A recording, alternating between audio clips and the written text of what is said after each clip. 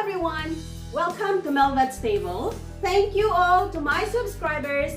And if you are new in my channel, please don't forget to click the subscribe button and the notification bell so you will always be updated every time I post a video in my channel. Before anything else, guys, shout out muna natin kay AJ De La Villa. Even though I don't know you personally, but yet you give your support at Mhelbeth's Table. AJ, thank you so much. And also, to all the Tambunting Pawn Shop staff, shout out sa inyo din. Thank you for supporting Mhelbeth's Table as well. Guys, Tambunting, ang kahera ng bayan. Yes! Okay, mga ka-table, today's episode is very special. Alam nyo lahat ito, especially in the Philippines. And I would say this is one of the dishes that Filipinos are proud of. This is what we call seafood kare kare. Okay guys, let's start cooking. So, wag na nating patagalin to. Here are the ingredients.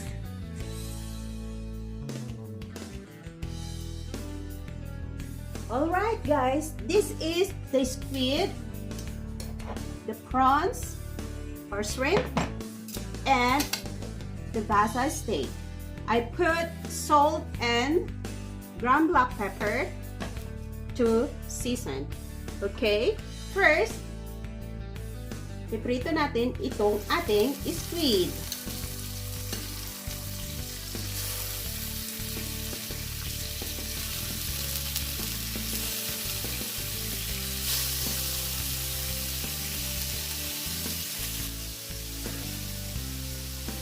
So, saglit lang natin to ipiprito. Kinat ko pala, slit.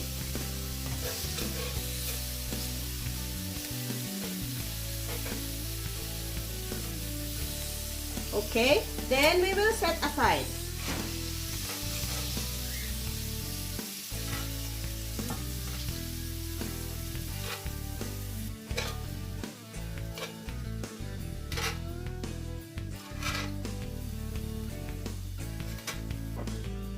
And then, sunod natin yung ating shrimps.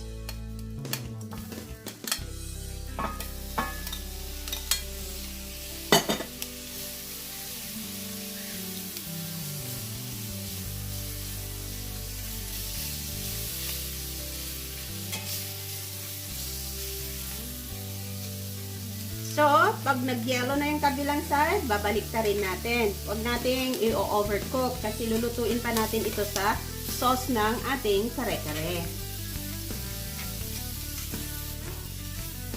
So, this is okay. So, we will set this aside for now.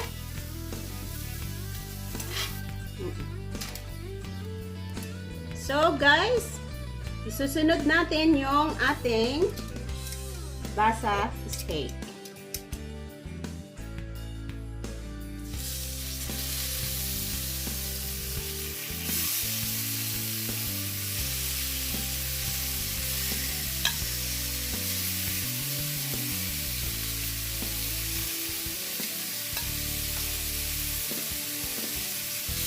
Okay guys, luto na yung ating fish. So, let's set this aside again.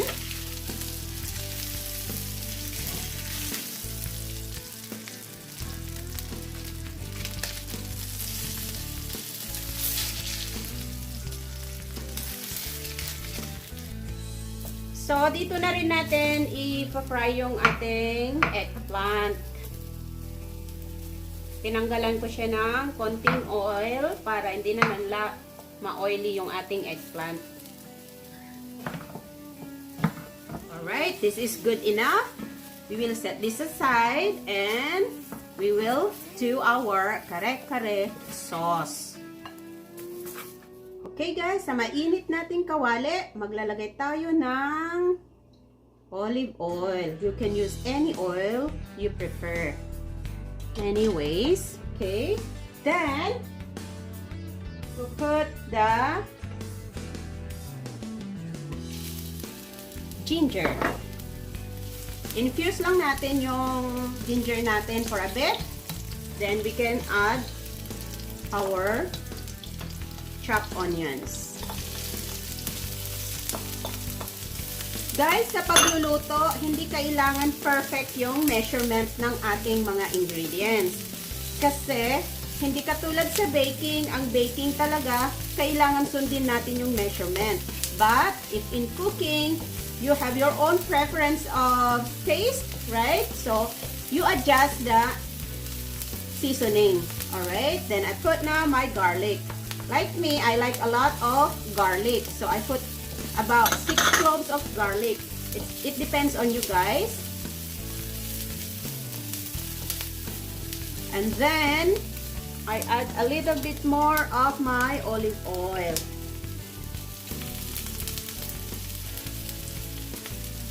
That's good enough. Then, ilalagay na natin yung crabs. I know crabs are full of cholesterol, but don't worry guys. Meron naman tayong mussels kung ikaw ay high blood. But these seafoods are really good for the brain. Especially yung mga bata na, mga anak natin. Seafoods are really good with developing brain, you know, yung ating mga brain. Like, because these seafoods contain a lot of omega-3s. So, look at my crabs. Ang pagpili ko ng crabs, gusto ko yung malaki yung takip. Kasi yung maliit ang takip niya, yun ay lalaki. Sabi nila, pagka malaki daw yung takip, babae daw yun, kaya mas mataba. So, yun lang ang tip ko sa inyo. So, pa-fry lang natin to. Then, so, pagka nag-change na yung color ng ating crabs, we can now put the mussels, or hindi mussel, ang katulad ng takin, takong sa Pilipino. Okay. Then, gumawa po ako ng annatto seed with canola oil. Pinainit ko lang yung oil. Ilalagay din natin dito to color our kare kare.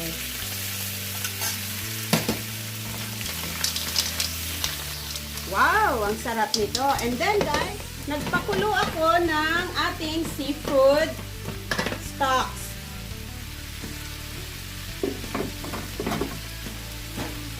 Ito siya. May mga squid dito. Mayroong mga... This is about 8 cups. So, naglagay ako ng ginger, celery, carrots, onion. Kahit anong gulay pwede nyong ilagay. So, lalagay na natin ang ating sabaw.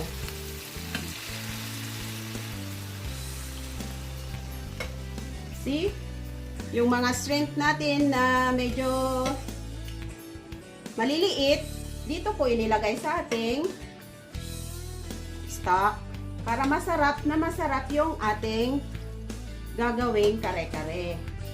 So, pagkatapos nating ilagay yung ating seafood stock, pinakuluan natin, and then we can now put our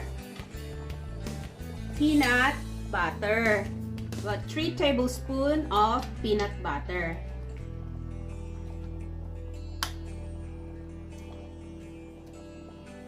And also, I have here fresh peanuts. No, roasted peanut na chinap-chop ko siya, blender ko siya para maging pinong-pino. So, ilalagay din natin yan. And of course, para maging malapot yung ating sauce, meron ako ritong roasted rice flour. So, while ago, ni-roast ko na ito sa pan. Madali lang naman, ano mo lang, fry mo lang sa pan hanggang maging brownish.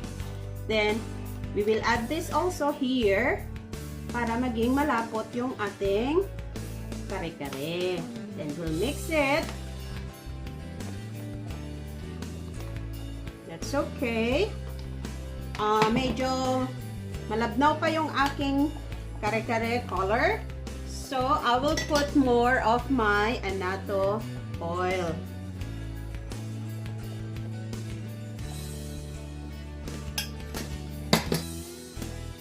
So, medyo hindi pa siya gaanong malapot guys, but that's okay. Dadagdagan natin mamaya ulit. Then, because it's already boiling, right?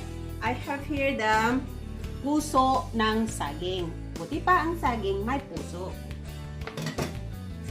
Right? So, we will put this. Ang ganda ng aking puso ng saging. Dahil, here, bihira kang makakita ng fresh na puso ng saging. So, ito ay in can. But that's okay. Puso pa rin yan.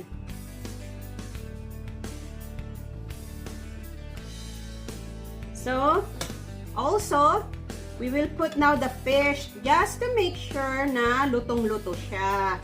Okay, we'll put this on this side para mamaya sa ating plating, maganda at mahahanap ko siya kaagad. Guys, nakikita nyo yung mga sauce ng ating pinirito kanina na seafood. Ilalagay din natin lahat yung sauce na yan para lalong mas masarap at lalasang seafood yung ating ginagawang kare-kare. Ayan, there you go. Maya-maya lang natin ilagay yung squid at saka yung ating shrimp kasi madali lang yan maluto. Okay? So, tatakpan ulit natin and then, pakukuluan natin tsaka tatansyahin natin kung luto na yung ating isda. Okay guys, I think this is ready.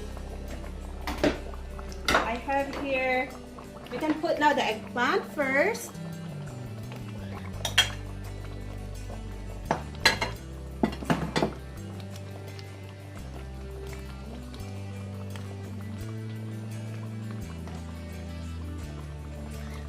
So guys, tatansyahin natin kung luto na yung ating mga gulay. Ito nga palang aking sitaw, blinanch ko siya sa hot water at hinugasan ko ulit ng cold para lagi siyang green.